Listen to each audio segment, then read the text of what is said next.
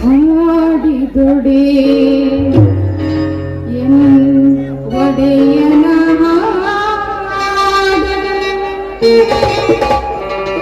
ಬೇಡಿದೊಡೆ N ಒಡೆಯನ ಬೇಡುವೆ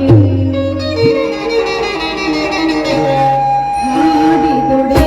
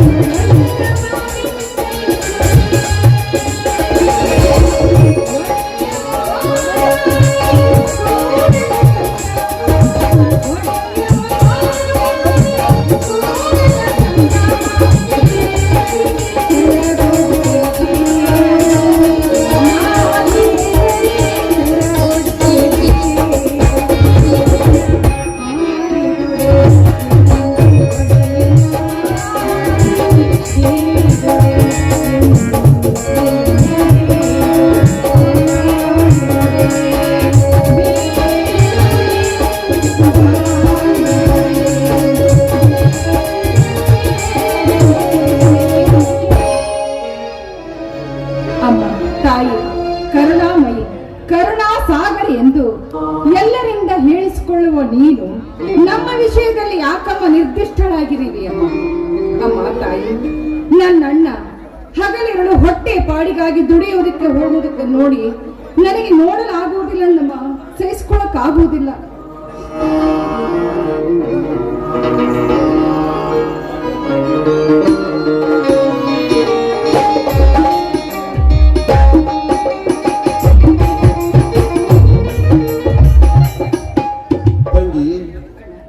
ಕರುಣೆ ಸುಮ್ಮನೆ ನಿನ್ನ ಒಡಲನ್ನು ಬರಿದಾಗಿಸಿಕೊಳ್ಳಬೇಡ. ಹಾಗೆಲ್ಲ ಅನ್ಬೇಡಣ್ಣ. ಒಂದಿಲ್ಲ ಒಂದು ದಿನ ಆ ದೇವರಿಗೆ ನಮ್ಮ ಕೂಗು ಕೇಳಿಸುತ್ತದೆ. ನಮ್ಮ ಕಡು ಬಡತನದಿಂದ ನಾವು ದೂರವಾಗಿ ಹೋಗ್ತೀವಿ. ನಮ್ಮ ನಿತ್ಯ ಶೀಲದಿಂದ ಸತ್ಯಶೀಲದಿಂದ ಬದುಕ್ತಾ ಇದ್ದೀವಿ. ಆ ದೇವರು ಕರುಣೆ ತೋರಿಸ್ತಾನೆ. ನಮ್ಮ ಕಷ್ಟದ ದಿನಗಳೆಲ್ಲ ದೂರವಾಗಿ ಆಗುತ್ತದೆ ಅಣ್ಣ. ಸುಖದ ದಿನಗಳ ಕನಸನ್ನೇಕೆ ಕಾಣುವೆಯಮ್ಮ? ದಿನದ ಕೂಳಿಗಾಗಿ ಅನುದಿನವೂ ದುಡಿದು ಜೀವನ ಸಾಗಿಸಬೇಕಾದ ನಮಗೆ ಭವಿಷ್ಯದ ಯಾವ ಆಶಾಕೃತಿ ಕಾಣಿಸುತ್ತಿಲ್ಲ. ಚಿಕ್ಕಂದಿನಿಂದ ಬಡತನವನ್ನೇ ಉಸಿರಾಗಿ ಸ್ವೀಕರಿಸಿರುವ ನಾವು, ನನ್ನ ತಂದೆ ತಾಯಿಗಳು ನಿನ್ನನ್ನು ನನ್ನ ಕೈಗೊಪ್ಪಿಸಿ ಹೋದ ನಂತರ ಅವರಿಗೆ ಕೊಟ್ಟ ಮಾತನ್ನು ಉಳಿಸಿಕೊಳ್ಳಲಾರದೆ ಮನ ಮನಸ್ಸಿನಲ್ಲಿ ನೋವು ತಿನ್ನುತ್ತಿರೇನಮ್ಮ, ಮನಸ್ಸಿನಲ್ಲಿ ನೋವು ತಿನ್ನುತ್ತಿರೇನು? ಅದ್ಯಾವ್ದಣ್ಣ? ನನಗೆ ಗೊತ್ತಾಗ್ಲಾರ್ದಂತ ಮಾತು ನೀನು ನನ್ನ ತಂದೆ ತಾಯಿಗೆ ಕೊಟ್ಟಿದ್ದೀಯ? ಮುತ್ತಿನ ತಂಗಿಗೆ ಸಾಕಷ್ಟು ಶಿಕ್ಷಣ ನೀಡಿ ಒಳ್ಳೆ ಗಂಡನ ಮನೆಗೆ ಕೊಡುತ್ತೇನೆ ಎಂದು ಕೇಳ್ತೀನಿ. ಆದರೆ ಈ ದುರ್ದೈ ಉದಯನಿಂದ ನಿನಗೆ ಶಿಕ್ಷಣ ಕೊಡಿಸಲು ಸಾಧ್ಯವಾಗಲಿಲ್ಲ. ಈಗ ಆರ್ಥಿಕ ಒತ್ತಡದಿಂದ ಕುಸಿಯುತ್ತಿರುವ ನಾನು SSLCಗೆ ನನ್ನ ಶಿಕ್ಷಣವನ್ನು ಮೊಟಕುಗೊಳಿಸಬೇಕಾಗಿ ಬಂತು. ಆದರೆ ಈಗ ಪತಿ ಮನೆಯಲ್ಲಿ ಸುಖವಾಗಿರಬೇಕಾದ ನೀನು ಈ ನಿನ್ನ ಅಣ್ಣನೊಂದಿಗೆ ಕಷ್ಟದಲ್ಲಿ ಕೈ ತೊಳಿಬೇಕಾಗಿದೆ. ಅಣ್ಣ, ಯಾಕಣ್ಣ ಈ ಚಿಕ್ಕ ವಯಸ್ಸಿನಲ್ಲಿ ಈ ರೀತಿ ಎಲ್ಲ ನೆನೆಸ್ಕೊಂಡು ನೊಂದ್ಕೊಳ್ತಾ ಇದೆಯಾ? ನೊಂದ್ಕೋಬೇಡಣ್ಣ. ಈ ನಿನ್ನ ಮಾತೃ ವಾತ್ಸಲ್ಯದಿಂದ ಬೆಳೆದ ನಾನು, ನಿನ್ನ ರಕ್ಷೆ ಸದಾಕಾಲ ನನ್ನ ಮೇಲಿದೆ ಅಣ್ಣ. ನನಗೆ ಯಾವ ಕಷ್ಟನೂ ಬರುವುದಿಲ್ಲ.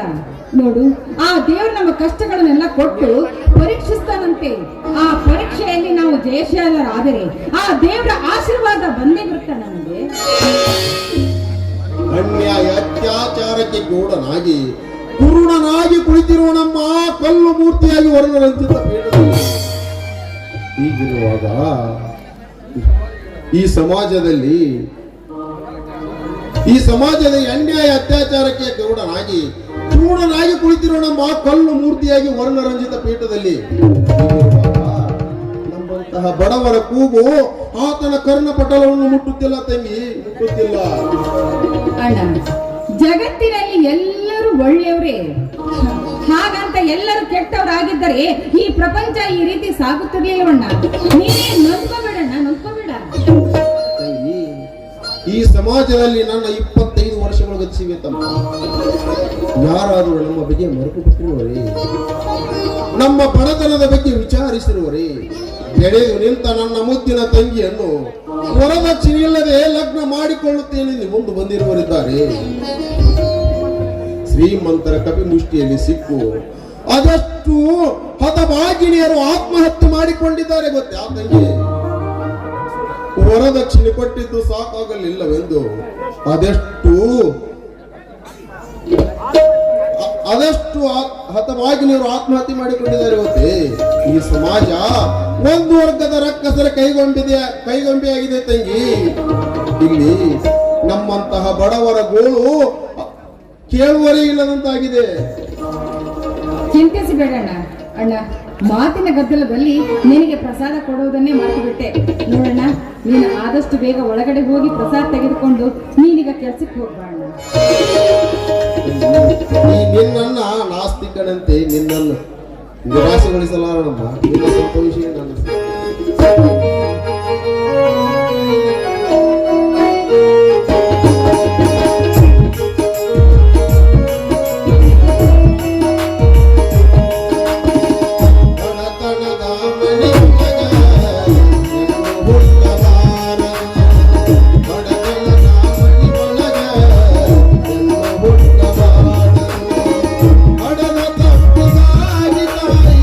ಹಡದ ತಪ್ಪಿಗಾಗಿ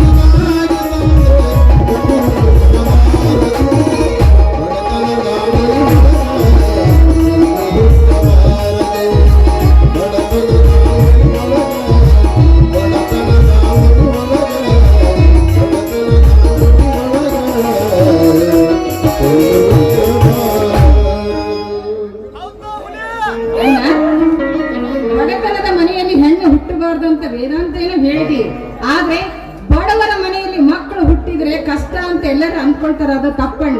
ಬಡವರ ಮನೆಯಲ್ಲಿ ಇದ್ದಂತ ಸುಖ ಶ್ರೀಮಂತರ ಮನೆಯಲ್ಲಿ ಹುಟ್ಟಿದ್ರೆ ಮಕ್ಕಳು ಸಿಗೋದಿಲ್ಲ ಅಣ್ಣ. ಅದಕ್ಕೆ ಹೇಳೋರು ಹಿರಿಯರು, ಕ್ವಾಣ್ಯಾಗ ಬೆಳೆದ ಮಕ್ಕಳು ಕೊಳಿತಾವಂತ, ಬೀದಾಗ ಬೆಳೆದ ಮಕ್ಕಳು ಬೆಳಿತಾವಂತ. ನಾವು ಬೀದಿಯಲ್ಲೇ ಬೆಳೆದ್ರು, ನಾವು ಕಷ್ಟದಲ್ಲಿದ್ರು ನನ್ನ ಚೆನ್ನಾಗಿ ಸಾಕಿದೆ ಅಣ್ಣ, ಚಿಂತಿಸಬೇಡಣ್ಣ. ನಿನ್ನ ತಕ್ಕಂತೆ, ನಿನ್ನ ಮನಸ್ಸಿಗೆ ತಕ್ಕಂತೆ ನಿನಗೆ ಒಳ್ಳೆಯವರ ಸಿಕ್ಕೇ ಸಿಗ್ತಾನೆ. ನಾವು ಆದಷ್ಟು ಬೇಗ ಬಡತನದಿಂದ ದೂರ ಆಗ್ತೀವಿ. ಯಾವತ್ತು ಬಡತನ ಅನ್ಬೇಡಣ್ಣ. ನೀನೀಗ ಕೆಲ್ಸಕ್ಕೆ ಹೋಗ್ಬಾ, ನಿಶ್ಚಿಂತೆಯಿಂದ ಯಾವ ಚಿಂತೆ ಮಾಡೋದು ಕೆಲಸ ಮುಗಿಸ್ಕೊಂಡು ಆಗಲಿದ್ದೀವಿ. ನಾನು ಕೆಲಸಕ್ಕೆ ಹೋಗಿ ತಂದೆ ದೇವ್ರೆ, ನನ್ನ ಅಣ್ಣ ನನ್ನ ಸಲುವಾಗಿ ಎಷ್ಟೊಂದು ಕಷ್ಟ ಪಡ್ತಾ ಇದ್ದಾರೆ. ಆದಷ್ಟು ಬೇಗ ನನ್ನ ಅಣ್ಣನ ಕೂಗು ನಿನ್ನ ಕಿವಿಗೆ ತಲುಪಲೇಪ್ಪ. ನನ್ನ ಅಣ್ಣನ ಕಷ್ಟವನ್ನು ದೂರ ಮಾಡುತ್ತಾನೆ.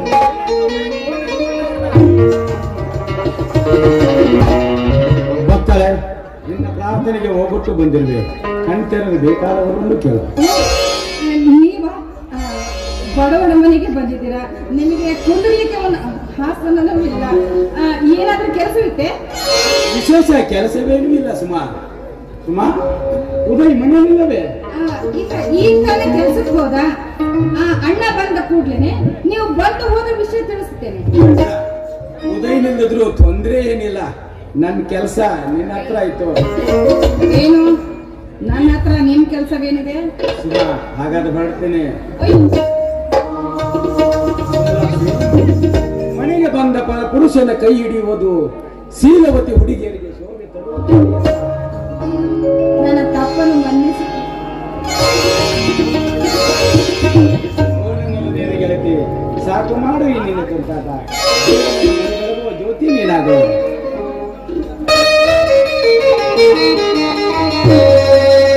ನಂದಲವೇ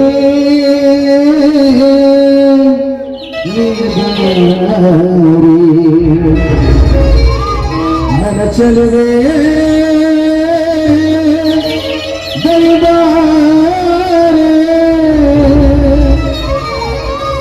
ಬಳಿ ಬಂದು ಸಿಹಿಮುತ್ತು ನೀಡೋ, ಸಿಹಿಮುತ್ತಿನ ಕಾಣಿಕೆ ನೀ ಬಾರಿ ನನ್ನ ಸನಿಹಕ್ಕೆ.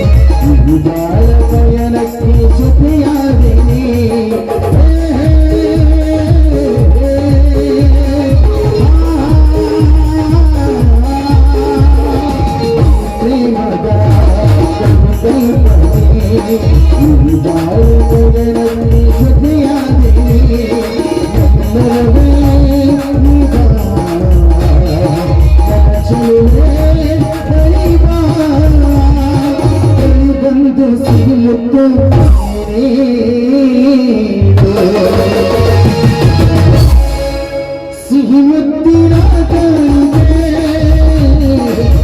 ಬಾರನ ಸನಿಯಕ್ಕೆ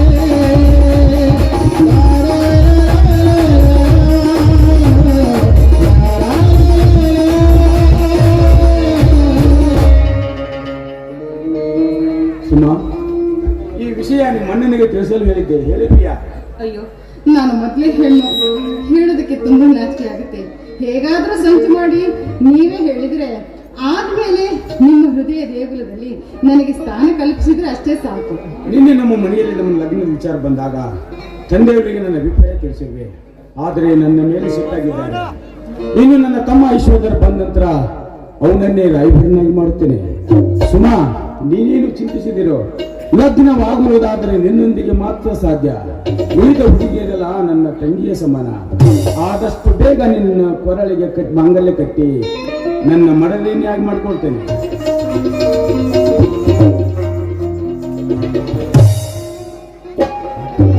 ಅಣ್ಣ, ನೀನಿಲ್ಲಿ ಯಾರನ್ನು ಮನದರ್ಶನಾಗಿ ಮಾಡಿಕೊಳ್ಳಬೇಕಂದ್ರೆ ಈಗ ತಾನೇ ಬಂದಿಯಾ? ಹೌದಣ್ಣ, ಈಗ ತಾನೇ ಬಂದೆ. ಮನೆಗೆ ಹೋಗುವುದು ಬಿಟ್ಟು ಈ ಕಡೆ ಬಂತಲ್ಲಪ್ಪ ನಿನ್ನ ಸವಾರಿ. ಇಲ್ಲ, ನಾ ಉದಯನನ್ನು ಭೇಟಿಯಾಗದೆ ಬಹಳ ದಿನಗಳೇ ಕಳೆದು ಹೋದವು. ಒಮ್ಮೆ ಆತನಿಗೆ ಭೇಟಿಯಾಗಿ ಹೋಗೋಣವೆಂದೇ ಈ ದಾರಿಗೆ ಬಂದೆನು. ಸುಮಲಾಕ್ಷಿ, ಚೆನ್ನಾಗಿರುವ ತಾನೆ? ಹೈಸ್ಕೂಲ್ ದಿನಗಳ ನಂತರ ನಿನ್ನನ್ನು ನೋಡಲಿಕ್ಕೆ ಸಾಧ್ಯವಾಗಿರಲಿಲ್ಲ. ಇರಲಿ, ನಾ ಬರುವ ಪೂರ್ವದಲ್ಲಿ ನಮ್ಮನ್ನ ಯಾರಿಗೋ ಮಾಂಗಲ್ಯ ಕಟ್ಟೋದಂತ ಹೇಳ್ತಿದ್ದಲ್ಲ, ಯಾರಿಗಂತ ಕೇಳಬಹುದೇ? ಅದೆಲ್ಲ ಹೇಳೋದಕ್ಕೆ ನನ್ನ ಕಡೆಯಿಂದ ಸಾಧ್ಯವಿಲ್ಲ. ಅದೇನೇ ಕೇಳಿದ್ರು ನಿಮ್ಮ ಅಣ್ಣನ್ನೇ ಕೇಳಿದ್ರು. ಹೌದು ಈಶ್ವರ, ತಮ್ಮ ನಿನ್ನಲ್ಲಿ ಒಂದು ವಿಷಯ ತಿಳಿಸ್ಬೇಕಂತ ವಿಚಾರಿಸುತ್ತಿದ್ದೆ. ಆದರೆ ನೀನು ಬಂದಾಗ ಸಾಧ್ಯವಾಗ್ತಿರ್ಲಿಲ್ಲ. ಈಶ್ವರ, ಇವರ ಕೊರಳಿಗೆ ಮಾಂಗಲ್ಯ ಕಟ್ಟಿ ನನ್ನ ಮಡದಿಂದ ಯಾಕೆ ಮಾಡ್ಕೊಳ್ಬೇಕಂದ್ರೆ ಅಣ್ಣ,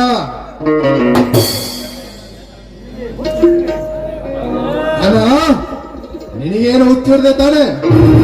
ನಮ್ಮ ಯೋಗ್ಯತೆ ಏನು, ಉದಯನ ಸ್ಥಾನ ಮಾಡವೇನು ಅಂತ ವಿಚಾರಿಸಿರುವೆಯಾ?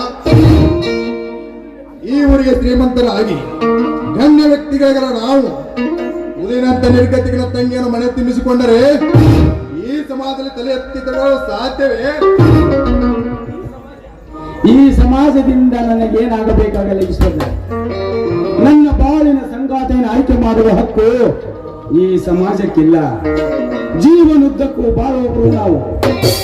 ನಮಗೆ ನೆಮ್ಮದಿ ಶಾಂತಿ ಸಿಗಬೇಕಾದರೆ ನಿನ್ನ ಶ್ರೀಮಂತಿಕೆ ಎಂದಲ್ಲ, ನನ್ನ ಅರತು ನಡೆಯುವ ಮಡದಿ ಹೊಂದಿದ್ದರೆ ಸ್ವರ್ಗಕ್ಕೆ ಕಿಚ್ಚು ಹಚ್ಚಂದ. ನಿನ್ನ ಉಪದೇಶವಲ್ಲ ಪುಸ್ತಕದ ಬದನೆಕಾಯಿ. ಅದು ಬಾಳಿನಲ್ಲಿ ಏನು ಪ್ರಯೋಜನಕ್ಕೆ ಬಾರದನ್ನ. ಇವಳೊಡನೆ ಬೀದಿಯಲ್ಲಿ ಬದುಕಬೇಕಾದಿತ್ತು. ಚೆನ್ನಾಗಿ ವಿಚಾರಿಸಿ ನೋಡು. ಇದನ್ನೆಲ್ಲ ತಂದೆಯವರು ಹೇಳಿ ಮುಗಿಸಿದ್ದಾರೆ. ಇನ್ನು ಹೊಸ ಉಪದೇಶ ಎಚ್ಚರಿಸಬೇಕಾಗಿಲ್ಲ. ಆದರೆ ಸುಮ್ರಾಕ್ಷಿ ಕೊರಳಿಗೆ ಮಾಂಗಲ್ಯ ಕಟ್ಟಿ ನನ್ನ ಮಡದೆಯನ್ನು ಮಾಡ್ಕೊಳ್ತೇನೆ. ಆದರೆ ಸ್ವರ್ಗಕ್ಕೆ ಕಿಚ್ಚು ಹಚ್ಚಂದ ಸರ್ವಜ್ಞ. ಏನ್ ಮಾತಾಡ್ತಾ ಇದ್ದೀರಾ ನೀವು?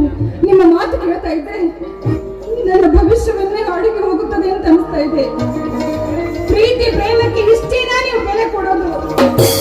ನಮ್ಮನ್ನು ಅರ್ಥ ಮಾಡಿಕೊಳ್ಳಲು ಯಾರೂ ಇಲ್ಲವೆಂದು ಕಾಣುತ್ತದೆ ಈ ಜಗತ್ತಿನಲ್ಲಿ. ಸುಮಲಾಕ್ಷಿ, ಬೇಸರಿಸಿದರು. ನಾನು ಮುಂದೊಂದು ದಿನ ಹೇಳಬೇಕಾಗಿರೋ ನುಡಿಮುತ್ತೊಂದನ್ನು ಈಗಲೇ ಹೇಳುವೆ. ನನ್ನ ಮಾತೃ ಸಮನಾದ ಅಶ್ವಮನ, ಹೌದಣ್ಣ, ನಿನ್ನನ್ನು ಚೇಷ್ಟೆ ಮಾಡಿ ಒಮ್ಮೆ ರೇಗಿಸಿರುವಂತೆ ಹಾಗೆಲ್ಲ ನೋಡಿದೆ. ನಿನ್ನ ವಿಶಾಲ ಹೃದಯದ ಭಾವನೆ ಕಂಡು ನನಗೆ ಹಿಡಿಸಲಾರದಷ್ಟು ಆನಂದವಾಗಿದೆ. ಸುಮಲಾಕ್ಷಿ ಅಂತ ಸತ್ಗುಣ ಸಂಪನ್ನ ವಿನಯಿಸಿಲ್ಲ ಹೆಣ್ಣು ನನ್ನ ಅತ್ತಿಗೆಯಾಗಿ ಬಂದರೆ ಅದು ನಮ್ಮ ಮನೆಯ ಸೌಭಾಗ್ಯವನ್ನ ಚೇಷ್ಟೆ ಮಾಡಿದಕ್ಕಾಗಿ ಕೋಪಿಸಿಕೊಳ್ಳಬೇಡ. ನೀನು ಉಸುಗೋಪ ಪ್ರಕಟಿಸಿದ್ದೇ ನಾನು. ನಿಮ್ಮಿಬ್ಬರ ಮಾತು ಕೇಳಿ ಒಂದು ಕ್ಷಣ ನನ್ನ ಹೃದಯವೇ ನಿಂತು ಬಿಟ್ಟಂತಾಗಿತ್ತು. ಈಗ ಸಮಾಧಾನವಾಯಿತು ನನಗೆ. ನಿಜ ಈಶ್ವರ, ನಿಜಕ್ಕೂ ತಂದೆಯವರು ಒಪ್ಪಂತಿಲ್ಲ. ಅದಕ್ಕೆ ಏನ್ ಮಾಡ್ಬೇಕೆಂದ್ರೆ ಅಣ್ಣ, ತಂದೆಯವರನ್ನು ಒಪ್ಪಿಸುವ ಭಾರ ನನಗಿರಲಿ. ಒಟ್ಟಿನಲ್ಲಿ ಈ ಸಲ ನಾನು ಹುಬ್ಬಳ್ಳಿಗೆ ಹೋಗೋದ್ರೊಳಗಾಗಿ ನಿಮ್ಮ ಲಗ್ನ ಮುಗಿಸೇ ಹೋಗುತ್ತೇನೆ. ಆಯ್ತಾ? ಸರಿ ಸುಮಾ, ನಾನೇನು ಬಂದೆ. ಆಗಾಗ ಬರ್ತಾ ಇರಿ. ಶ್ರೀಗಂಧ ಅಣ್ಣ, ಆಗಾಗ ಇಲ್ಲಿಗೆ ಬರುವುದೇನು ಬೇಡ. ನೀವೇ ಪರ್ಮನೆಂಟ್ ಆಗಿ ನಮ್ಮ ಮನೆಗೆ ಬಂದುಳಿರಂತೆ. ಅದಕ್ಕೆ ಅದೇ ಒಂದು ಹಾಡನಾದ್ರೂ ಆಡಬಹುದೇ?